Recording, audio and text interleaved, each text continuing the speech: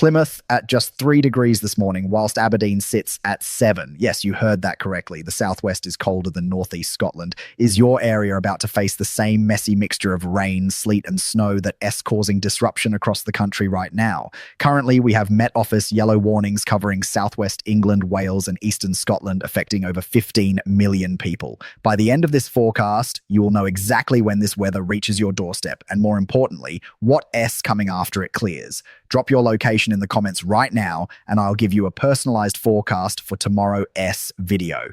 Right then, let's get straight to the timings for the major cities. London, you are looking at rain through this morning, turning heavier as we move into the afternoon. Temperatures struggling to reach 6 degrees. Manchester, drier start for you, but the rain creeps in from the south by early afternoon, around 2:00, staying at about 4 degrees. Birmingham, you are in that transition zone, rain arriving late morning, 10 or 11 o'clock, with temperatures at 5 degrees. Glasgow, western areas staying relatively dry with some brightness, but eastern suburbs could see sleet and snow, temperatures around 6 degrees. Cardiff, heavy rain through the morning commute, easing slightly by midday, but staying damp all day, 7 degrees. Belfast, you've got a better day than most, some dry spells, but still rather cloudy, temperatures at 5 degrees. Now here's what nobody is talking about. The ground across southwest England is absolutely saturated.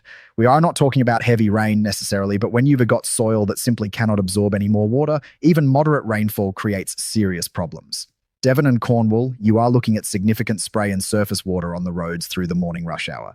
The potential for further flooding is very real, particularly in areas that saw problems over the weekend. This rain is slowly, and I mean slowly, creeping northwards into Wales and the Midlands. Worcester, Hereford, Shrewsbury, you are all in line for wet conditions through late morning and into the afternoon. The Midlands conurbation, so Wolverhampton, Coventry, Leicester, expect rain to arrive around lunchtime and persist through the afternoon. But wait until you see what is happening across eastern Scotland. We've got this easterly breeze, and it is not just bringing cloud, it is bringing snow. Initially over the hills, Ben Nevis, the Cairngorms, absolutely getting plastered. But here where it gets interesting. That snow level is dropping through the day. What starts on the mountaintops is coming down to increasingly lower levels. Dundee, Aberdeen, Peterhead, by this afternoon you could well see snow at sea level. This could cause some disruption, particularly on higher routes. Western Scotland, though, you are in a much better position. That easterly wind means you are sheltered. Fort William, Oban, parts of Glasgow, western suburbs, you might actually see some brightness breaking through. It's that classic setup where one side of the country is miserable and the other side is relatively pleasant, all thanks to wind direction. Now let's talk about this easterly breeze because it is making its presence felt right across the country. It's not just about the cloud it is bringing in, it is about how much colder it makes everything feel. The actual temperatures, well, they are 2, 3, 4 degrees lower than yesterday across most areas. But when you factor in that wind chill, it feels notably colder. Norwich, Ipswich, Great Yarmouth, you are really feeling that easterly wind coming straight off the North Sea. It's that raw, penetrating cold that gets right through you. The main exception to this cooling trend is the far southwest, Penzance, Truro, Falmouth. You could just about squeak into double figures around 10 or 11 degrees as things turn a bit drier through the afternoon. Plymouth, Exeter, you are borderline, probably staying at 8 or 9 degrees. I should mention Southampton, Portsmouth, Brighton, you're getting rain through the morning, but it should ease somewhat by mid-afternoon. Hastings, Eastbourne, similar story. The rain slowly creeps away, but only slowly. It's not a case of it clearing and then lovely sunshine. It is more a case of the rain gradually becoming lighter and more intermittent. Let me just clarify that timeline because it's crucial. The rain is creeping northwards, not racing northwards. Northern England, so we are talking Leeds, Bradford, York, Sheffield, you are looking at rain arriving mid to late afternoon. Preston, Blackpool, Lancaster, early evening. The Lake District, rain arrives late afternoon with snow on the higher fells, Scafell Pike, Helvellyn, proper wintry conditions up there. North Wales is in that zone where things get interesting. Snowdonia, you are definitely seeing snow on the peaks, but Bangor, Caernarfon, Llandudno, it is rain at sea level through the afternoon. However, and here's what concerns me, over the hills, there could well be some snow mixing in. The A55 corridor should be fine, but if you are heading up into the mountains, conditions deteriorate significantly. Northern England overnight, this is where we need to pay attention. That rain we've been talking about, well, increasingly through the night, it could start to turn to snow at lower levels. The Pennines certainly, but also parts of County Durham, Northumberland, even down to lower levels in places. It's not a definite, the models are still showing some uncertainty about exact snow levels, but it's something to watch. Do check back tomorrow because we'll have a much clearer picture by then. Eastern Scotland, the snow just keeps coming through the night, blown in by that brisk and cold easterly wind. The Northern Isles, so Orkney and Shetland, you're in for a proper wintry night. That wind will actually help keep temperatures up a little bit, stopping them from falling too far. Most places avoiding a frost tonight, temperatures staying between 1 and 4 degrees. Actually, I should be more precise about that. Sheltered inland valleys, particularly in Scotland and northern England, you could still see temperatures drop to freezing or just below. But the general picture is that the wind keeps things from getting too cold overnight. On to Wednesday, and the story changes quite dramatically for some of you. Southern England, you are looking at a lot drier day. London, Reading, Oxford, Cambridge, a much brighter day with perhaps even some sunshine breaking through. After all this rain, that is going to feel rather pleasant. Temperatures could lift to 9 or 10 degrees in the far southwest, maybe even 11 degrees in Plymouth or Penzance if we get some proper sunshine. But here's the thing. Whilst the south improves, we've got this messy mixture of rain and hill snow draped across northern England, Northern Ireland, and southern Scotland. Newcastle, Sunderland, Middlesbrough, you are right in that zone. Could even be some snow to lower levels for a time during Wednesday morning. Certainly some further snow to lower levels over eastern Scotland. The Met Office model is showing this band clearing eastwards through Wednesday, whilst the European model suggests it hangs around a bit longer. This difference matters because if you ray in Carlisle, Penrith, or the Scottish borders, it's the difference between a damp day and a potentially disruptive snowy day. Tomorrow morning, S-model runs should clarify this. So again, do check back for the update. Aberdeen, Inverness, the north coast, you are continuing to see that snow blown in on the easterly wind. It is persistent, it is accumulating, particularly over higher ground. The A9, A96, these routes could be tricky through Wednesday. Western Scotland probably faring best for dry and bright weather on Wednesday. Ayr, Dumfries, Stranraer, you should see some decent spells of brightness. Although, having said that, tomorrow the south of England looks a lot drier and a lot brighter as well. Let me talk about how this feels, because that is what really matters. Those numbers I mentioned for the south, 9, 10, 11 degrees, they read close to average for early February.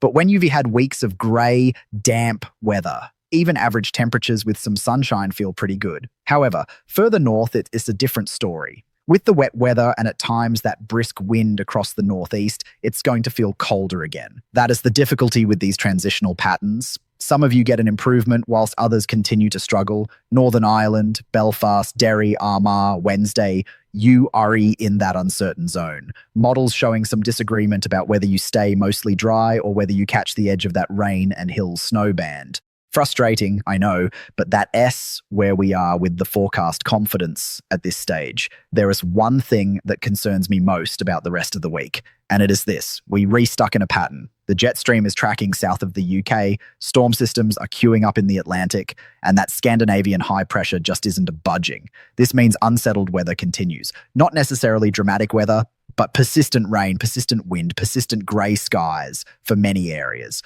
Thursday into Friday, southern areas staying relatively dry, but further north, another band of rain pushes in. Inverness, Fort William, Oban, you are looking at rain Thursday, heavy at times. Glasgow, Edinburgh, rain arrives Thursday afternoon. Manchester, Liverpool, Leeds, rain through Thursday evening and overnight into Friday. The weekend, well, current indications suggest more of the same. Low pressure to the south and west, higher pressure trying to build from Scandinavia but not quite making it.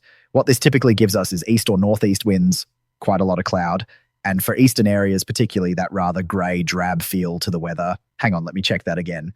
Actually, there are some subtle differences in the models for the weekend. The Met Office model is showing low pressure a bit further south, which would mean southern counties staying mostly dry Saturday and Sunday. The European model brings that low a bit closer to southern England, which would mean more widespread rain Saturday.